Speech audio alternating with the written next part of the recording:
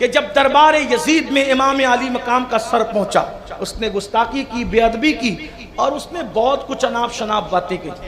تو امام سلیمان اعمش کہتے ہیں کہ اس شخص نے مجھے بتایا کہ پھر اس کے بعد دربار یزید میں وہ سارے سر رکھے گئے. تو یزید نے جب رات ہوئی، امام سلیمان اعمش کہتے ہیں یزید نے جب رات ہوئی تو رات کے وقت اس نے ایک مخملی سبز رنگ کا خیمہ بنوایا، اور خیمہ بنوا کر ایک جو وہ جگہ پر گویا کہ ایک ٹیبل سمجھ لیں، اس پر وہ 70 کے 70 یا 72 سروں کو رکھا گیا. جب وہ سر رکھے، چونکہ اس نے 70 کی بات کہی تھی، ہمارے عقیدے میں تو وہ 72 ہیں، لیکن چونکہ وہ 70 کی روایت کر رہا ہے تو اس کی بات، وہ 70 کے 70 سر وہاں رکھے گئے. اور رکھے گئے تو جو 70 لوگ ان نیزوں کو اٹھا کر کے لے کر گئے تھے، یزید نے کہا ابھی رات ہو رہی ہے، رات بھر یہیں کھڑے رہو اور ان سروں پہ پہرا دو، ورنہ کوئی بھی آئے گا اٹھا کے لے کر نہ چلا جائے. اہل بیت کے محبین اس دور میں بھی موجود تھے، وہاں تھے، بلکہ یزید پہ لوگوں نے اس وقت حملہ بھی کیا. جب امام علی مقام کا سر وہاں پہنچا تو کچھ لوگوں نے حملہ بھی کیا، وہ قتل کر دیے گئے. زیادہ نہیں تھے، حکومت ہوتی ہے، بادشاہت ہوتی ہے، فوج ہوتی ہے، سب کچھ تھا، وہ بچ گیا یزید. لیکن اللہ اکبر، اس نے خیمے کے اندر 70 سر رکھوائے اور ان 70 لوگوں کو جو نیزے میں اٹھا کر کے لائے تھے سروں کو، کہا تم سب پہرا دو تاکہ یہ سر یہاں سے ہٹنا نہیں چاہیے. تو وہ کہتا ہے کہ ہم لوگ پہرا دیتے تھے، پہرا دیتے دیتے ہم نے مشورہ کیا، یزید تو نشے کے اندر دھت پڑا ہوگا، تو ہم سب لوگ ان سروں کو وہیں رکھ کر وہاں سو گئے، وہاں پر سو گئے. سوئے تو وہ کہتا ہے سلیمان اعمش سے کہ جب میری آنکھ لگی تو میں نے کیا دیکھا کہ حسین کے سر سے لے کر آسمان تک نور ہی نور ہے. میں دیکھ رہا ہوں، میری آنکھیں بند ہیں، سویا ہوا ہوں، حالت خواب میں ہوں، اور دیکھ رہا ہوں کہ سر حسین سے لے کے آسمان تک انوار ہی انوار ہے، تجلیات ہی تجلیات. یہ سب کچھ میں نے دیکھا. بلکہ ایک بات اور سر حسین پاک کے بارے میں آگے روایت پڑھنے سے پہلے ایک اور خوبصورت بات یاد آئی. یہ سر، آپ کے دماغ میں ایک بات آ سکتی ہے کہ یہ سر یزید اپنے محل میں بھی تو رکھ سکتا تھا. جب سر جب وہ اٹھا کے لے جانے کا خوف تھا تو سب سے محفوظ جگہ کون سی تھی؟ اس کا اپنا گھر تھا، اس کا اپنا محل تھا. تو یزید نے سر حسین کو محل میں کیوں نہیں رکھا؟ وہ باہر خیمہ الگ سے کیوں بنایا محل کے، اور خیمے کے باہر کیوں رکھوایا؟ اس کی وجہ یہ ہے کہ اس نے پہلے ایسا ہی کیا کہ جب امام کا سر آیا، بے ادبی کر چکا، توہین کر چکا، تو وہ سر اٹھا کر کے اپنے گھر میں لے گیا، اور امام حسین کا سر اس نے اپنے گھر میں رکھا. اس کو بھی علامہ شبلنجی ہی بیان کر رہے ہیں. یہ بات کوئی غیر معتبر اور غیر مستند نہیں، علامہ شبلنجی اس کو بیان کر رہے ہیں کہ اس نے اپنے گھر میں رکھا. پہلے مرتبہ جب گھر میں رکھا تو کیا دیکھا کہ امام علی مقام کے سر سے لے کر کے چھت تک انوار ہی انوار ہے. تو یزید کی بیوی نے یہ منظر دیکھا.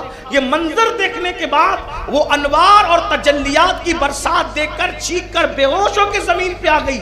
اس نے جب بیوی ہوش میں آئی تو کہا تو نے کیا دیکھا؟ میں نے دیکھا حسین کے سر سے لے کر کے چھت تک انوار اور تجلیات کی برسات ہے، یہ سر تو کٹ کر بھی با کرامت ہے. تو یزید کہتا ہے چپ رہو، جو تم نے دیکھا وہ میں نے بھی دیکھا، لیکن اگر یہ بات لوگوں کو پتا چلے گی تو اس سے حسین کی عظمت لوگوں کے دل میں اور زیادہ ہو جائے گی. اور اس واقعے سے وہ اتنا خوف زدہ ہوا کہ بھئی ابھی تو گھر میں لایا ہوں، تھوڑی دیر بیتی ہے اور یہ سروں سر سے یہ کرامتوں کا ظہور ہو رہا ہے، آگے پتہ نہیں کیا کیا ہوگا. تو اس نے جلدی سے یہ فیصلہ کیا کہ سر گھر میں نہیں رہنا چاہیے، سر کو خیمے میں رکھ دو باہر اور پیرا لگا دو. تو اب امام اعمش سلیمان سے وہ شخص کہتا ہے ہم پیرا دیتے دیتے سو گئے، میں نے خواب میں کیا دیکھا کہ سر سے لے کے آسمان تک نور ہی نور ہے، انوار ہی انوار انوار تجلیات ہی تجلیات ہے۔ ایسے میں کیا دیکھتا ہوں کہ گھوڑوں کے ہنہنانے کی اور پروں کے پھڑپھڑانے کی آسمان سے آواز آ رہی ہے، اور ایسے میں آسمان سے ایک تخت زمین پہ اترتا ہے، اور کوئی آواز دینے والا آواز دیتا ہے، لوگوں خبردار، اب اللہ کے پیغمبر حضرت سیدنا آدم علیہ السلام کی تشریف آتی ہے۔ کیا دیکھا؟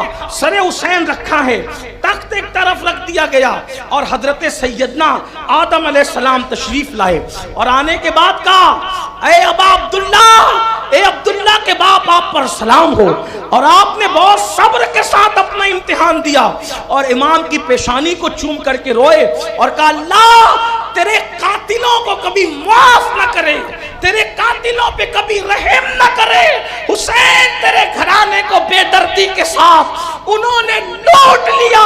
اور یہ کہہ کر کے حضرت آدم علیہ السلام اپنی اس جگہ پر بیٹھ گئے۔ وہ کہتا ہے امام سلیمان احمد سے، غور فرمائیں، ہم کسی نبی پر کسی غیر نبی کو فضیلت نہیں دیتے، ہمارا یہ عقیدہ ہے انبیاء مخلوق میں سب سے افضل ترین مخلوق ہے، لیکن نسبت رسول اتنی بڑی ہے کہ حضرت آدم بھی حضرت امام علی مقام کے کٹے ہوئے سر کو سلام کر رہے ہیں۔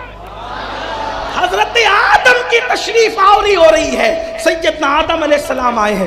کہتے ہیں حضرت آدم کا بیٹھنا ہی تھا کہ پھر گھوڑوں کے ہنہنانے کی اور پروں کے پھڑپھڑانے کی آواز میں نے سنی۔ کیا دیکھتا ہوں کہ دوسرا تخت اترتا ہے، اور جب وہ دوسرا تخت اترا تو پھر اعلان ہوا، ہوشیار، اب اللہ کے عظیم پیغمبر حضرت نوح علیہ السلام کی سواری آ رہی ہے۔ امام حسین کو لوگ سمجھتے کیا ہیں؟ جب ہم ہندوستان میں کسی جگہ تقریر کرنے جاتے ہیں تو لوگ ہم سے کہتے ہیں، سید صاحب آپ فلاں مزار پر نہ چلیے گا۔ ہم نے کہا کون سی؟ کہا وہ فلاں۔ نے کہا کوئی خاص بات؟ کہا جب بھی ہمارے یہاں حضور مفتی اعظم آتے تھے تو پابندی سے وہاں حاضری دیتے تھے۔ کوئی کہتا ہے ہمارے یہاں محدث اعظم آتے تھے، پابندی سے وہاں حاضری دیتے تھے۔ کسی نے کہا وہاں اعلیٰ حضرت امام احمد رضا حاضری دیتے تھے، کسی نے کہا وہاں پر بندہ نواز گیسو دراز حاضری دیتے تھے، کسی نے کہا وہاں مخدوم سمنہ حاضری دیتے تھے۔ ہم جیسے اپنے مرشدوں کے نام سنتے، ہم کہتے ہیں جب اتنے بڑے مرشد نے حاضری دی ہے تو شخصیت بھی تو بہت بڑی ہوگی۔ جس کے مزار پہ مخدوم اشرف پہنچے وہ ہستی کا اندازہ کون کر سکتا ہے؟ بار بار لوگ یہ نہیں کہتے کہ داتا صاحب کا اندازہ کرو، داتا صاحب کا اندازہ کرو، داتا صاحب کی شان کا اندازہ کرو۔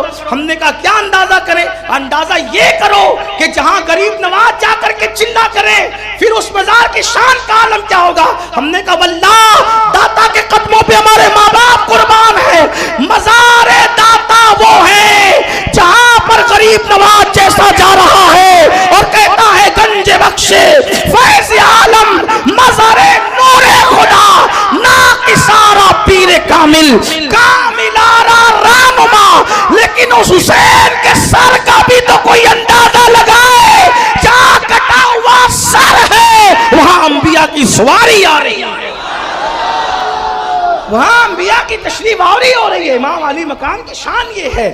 تو آواز آتی ہے، نوح علیہ السلام کی سواری آتی ہے۔ حضرت نوح علیہ السلام آئے اور انہوں نے بھی وہی کچھ کیا جو ہم نے حضرت آدم کو کرتے دیکھا۔ ابھی وہ اپنی مسند پہ بیٹھے ہی تھے کہ پھر اعلان ہوا، ویسے ہی ہوشیار لوگوں اب سواری آتی ہے اللہ کے خلیل حضرت ابراہیم علیہ السلام کی۔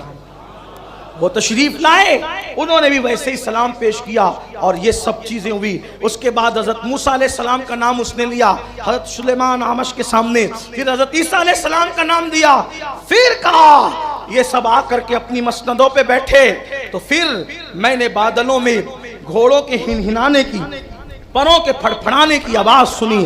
اعلان ہوتا ہے خبردار اب وہ آتا ہے جو انبیاء کا امام ہے، سید العالمین ہے، قائد المرسلین ہے، محمد الرسول اللہ کی اب سواری آتی ہے۔ تو دیکھا حضور آئے تو ان کے لیے سب اٹھ کر کھڑے ہو گئے، اور پھر حضور نے سر حسین کو لیا اور سینے سے لگایا اور چوما اور پھر کہا اللہ تیرے قاتلوں پہ کبھی رحم نہ کرے، تیرے قاتلوں پہ کبھی رحم نہ کرے، تیرے قاتلوں کو کبھی معاف نہ کرے۔ اور کہا جس وقت تو سواری آئی محمد الرسول اللہ کی، تو میں نے دائیں بائیں امام حسن اور مولا علی کو اور پشت پر سیدہ کائنات کو ملاحظہ کیا، اور اس کے بعد حضور آئے تو سارے انبیاء نے مل کر رسول اللہ کی تعزیت کی، یا رسول اللہ آپ کے لاڈلے نے حق ادا کیا، قربانی دی، دین بچایا، جو بڑی تفصیل پھر اس پر تقریر ہے اور بہت تفصیل انہوں نے بیان کی ہے۔ اور یہ سب باتیں کرنے کے بعد جب یہ باتیں ہو گئی، انبیاء کرام رو پڑے امام حسین کا کٹا ہوا سر دیکھ کر۔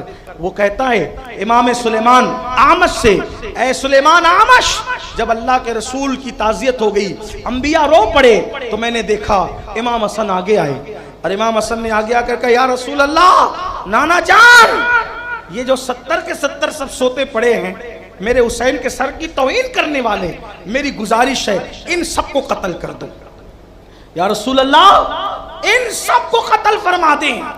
تو اللہ اکبر، حضور اکرم صلی اللہ علیہ وآلہ وسلم نے ان پر جیسے قہر کی نظر ڈالی، قہر کی نظر ڈالنا تھا کہ وہ سب کے سب ان 70 کے ان 70 لوگ مر گئے اور وہ قتل ہو گئے، ان کے جسموں سے روح نکل گئی، اور جب ان کے جسموں سے روح نکلی تو حالت یہ تھی جیسے بجلیاں کڑک رہی ہیں، جیسے بادل گرج رہے ہیں، یہ ساری چیزیں تھی۔ اور اللہ اکبر، یہی سب کچھ ہوا۔ ایسے میں جب میری باری آئی، ایسے میں جب میری باری آئی تو وہ شخص کہتا ہے اے امام سلیمان اعمش، پھر یہ ہوا، اللہ پھر یہ ہوا کہ حضور نے جب مجھ پر قہر کی نظر ڈالنا چاہی تو میں نے عرض کی یا رسول اللہ مجھ پہ رحم فرمائے، حضور مجھے معاف کر دیجئے، یا رسول اللہ مجھے معاف فرما دیجئے، آقا مجھے قتل نہ فرمائیں۔ تو چونکہ اب یہ بات کہ وہ ان 70 قتل کیسے ہوئے یہ کون بتاتا، یہ بات کیسے پتا چلتی؟ ہو سکتا ہے یزیدی قصہ گڑھ لیتے کہ سو رہے تھے تو کسی نے آگے مار ڈالا، لیکن مار ڈالنے والا کون ہے، غصہ کرنے والا کون ہے، یہ بات بھی تو امت تک پہنچنا تھی۔ اس لیے حکمت کا تقاضا یہ تھا کہ ان 70 کو قتل کیا۔ جب اس کی باری آئی تو یہ کہتا ہے کہ میں نے اللہ کے رسول سے اس کی حضور مجھے معاف فرما دے اور حضور مجھے قتل نہ فرمائے۔ تو ایسے میں اللہ کے رسول نے، وہ خود کہتا ہے، میرا کندھا پکڑا اور کندھا پکڑ کر مجھے منہ کے بل پھینکا، تو مجھے ایسا لگا کہ جیسے میری ہڈیاں ٹوٹ گئی، اور پھر اللہ کے رسول نے اس کو کچلتے ہوئے کہا ظالم، اللہ تیری ہڈیوں کو جہنم میں جلائے گا، اللہ تجھے کبھی معاف نہیں کرے گا، تیرے لیے دوزخ کی آگ ہے، تو اللہ کی رحمت سے مایوس ہے، تو اللہ کی رحمت سے نا امید ہے، نکل یہاں سے اور مجھ سے دور ہو جا۔ اے سلیمان اعمش، میں نے یہ منظر دیکھا اور شفیع و رفیق آقا اتنے جلال اور غصے میں تھے، جب انہوں نے کہہ دیا کہ اللہ تجھے معاف نہیں کرے گا، تو جہنم میں جائے گا، تیری ہڈیاں جہنم میں جلے گی۔